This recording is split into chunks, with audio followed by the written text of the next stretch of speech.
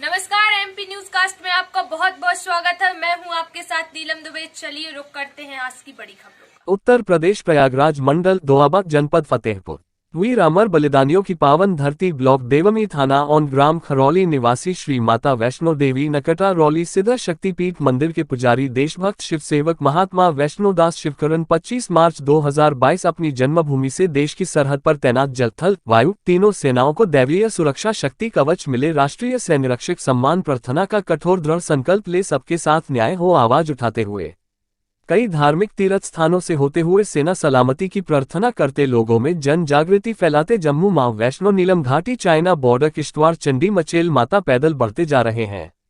आप लोगों को बताते चले कि कभी कभी देश प्रेमी वैष्णोदास शिवकरण 8-9 बज जाते हैं मंदिर मिलने में, और ऐसे पहाड़ी घनघोर जंगलों सुनसान खराब रास्ते होकर मां का ध्यान रखे हुए बढ़ते जा रहे हैं।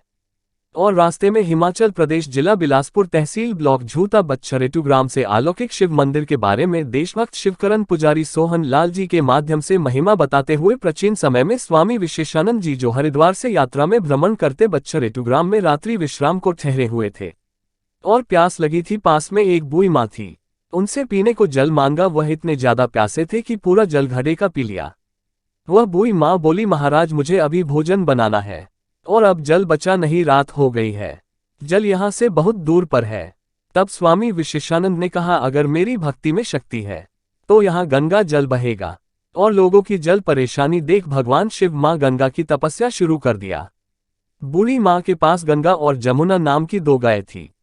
गंगा माँ प्रकट हो रही थी, जल रूप में अभी कमंडलू रूप धार में निकली थी कि इतने में बूढ़ी माँ की गंगा नाम की गाय अपने गले का बंधन तोड़कर भागने लगी। तब बूढ़ी माँ बोली गाय को, गंगा रुक जा, गंगा रुक जा। यह आवाज के साथ जो माँ गंगा प्रकट हो रही थी वह जल कमंडल रूप धार में बहकर रह गई।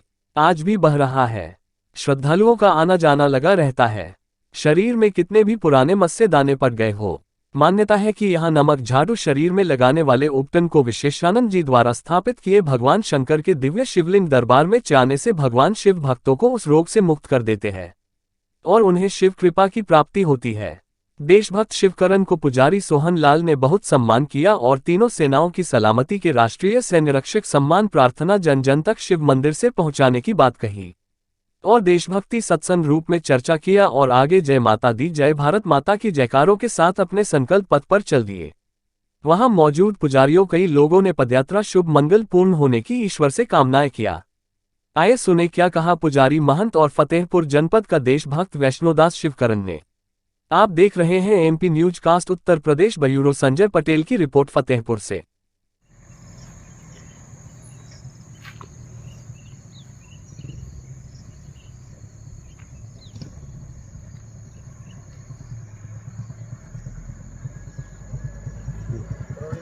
नमस्कार मार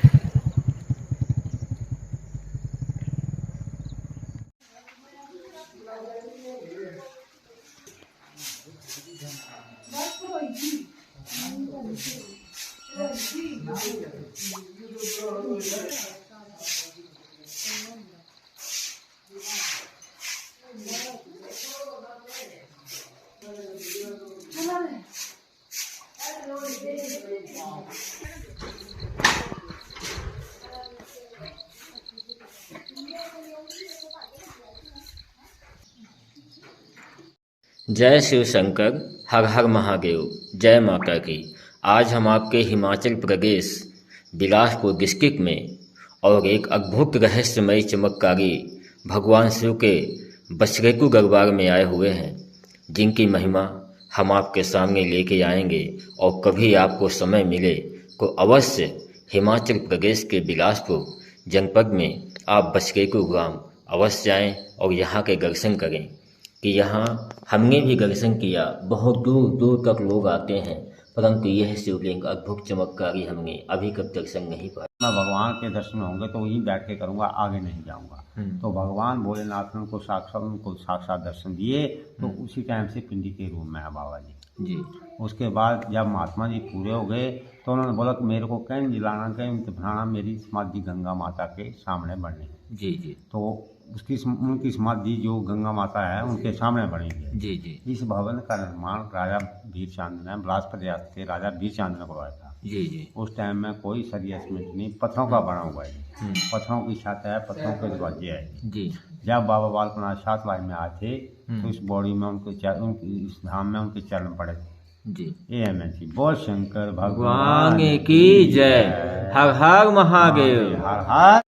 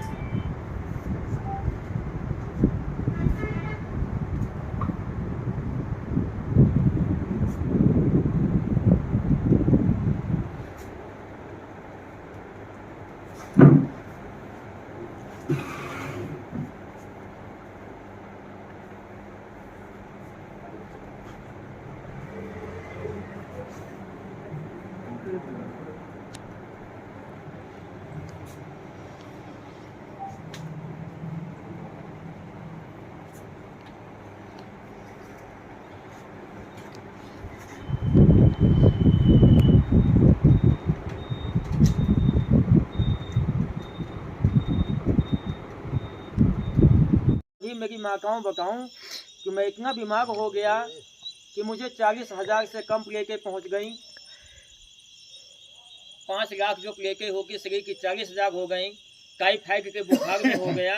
तो यहाँ नालागढ़ में अभी मैं 1 महीने बाद हॉस्पिटल से निकला हूँ, मगर यहाँ इतनी सेवा किया आप जैसी माताओं ने, आप जैसे भाइयों ने, आप जैसे पिता बुजुर्गों ने, कि आज मैं फिर से नया जीवन दान पाके खड़ा हूँ और माँ भाई के लिए कदमों पे कदम चलता चला जा रहा हूँ। तो सब प्रथम ज्वाला मैया को बुलाया जाए जो हमारी जगदम्बे माँ का आशीर्वाद है। तो पानी में जोते जली, ये ज्वाला माँ की कहानी है कि पानी में जोते जली, यह जोत में पानी जला,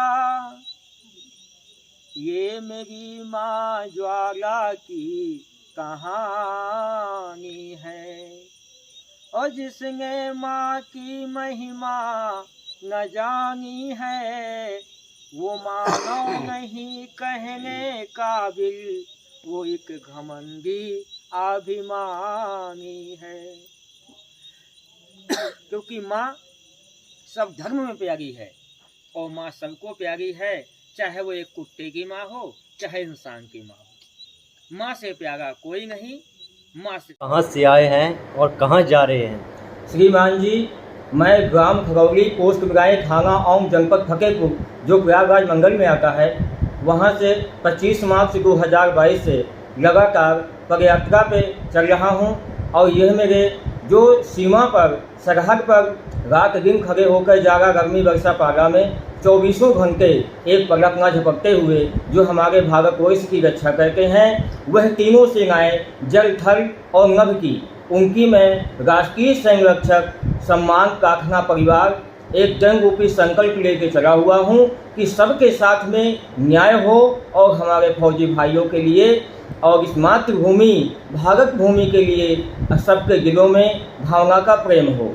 तो यही प्रार्थना लेकर कि मैं आपके फतेहपुर जनपद से संगम प्रयागराज, मिर्जापुर, चित्रकूट, झांसी, महोबा, दतिया, ग्वालियर, आपके होते हुए मथुरा, वृंदावन सुकरताल और मेरठ, मुजफ्फरनगर, सहारनपुर, चंडीगढ़, कालका देवी, नैना देवी, ज्वाला जी, चिंतापूर्णी बाबा, बालकनाथ होते हुए मुझे श्री माता वैष्णो देवी जाना है। और वैष्णो माता से पहुँच कर वहाँ से आगे 400 किलोमीटर जो श्री चंगी माता मचेल का दरबार है, नीलम घाटी और चाइना बॉर्डर पे, वहाँ मुझे जाना है। ये धर्म की ध्वजा वही लहरानी है, क्योंकि सन 78 में जनरल जोरावर सिंह के साथ में हमारी श्री चंगी माता रानी ने केवल 17 फौजियों के साथ में चाइना वालों के इतने दांत खट्टे कर दिए थे कि उनकी 3000 फौजें वहाँ पे कम पड़ गईं और चाइना जो है मुँह की खा के वहाँ से वापस गया। तो यही मेरी एक पदयात्रा का उद्देश्य अपने फौजी भाइयों के लिए कि दैवीय सुरक्षा शक्ति का उनको कवच प्रदान हो, क्योंकि वो खड़े होकर जो हमारे लिए रात दिन हम लोगों के लिए सेवा करते हैं।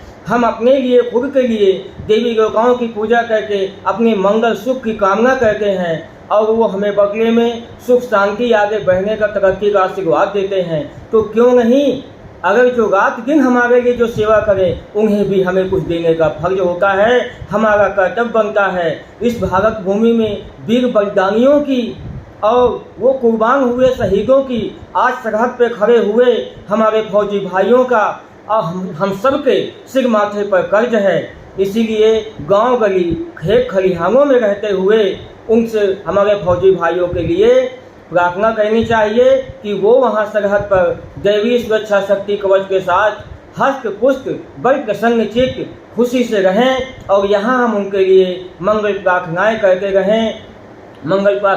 रहें, क्योंकि यही हम सबका कर्तव्य और एक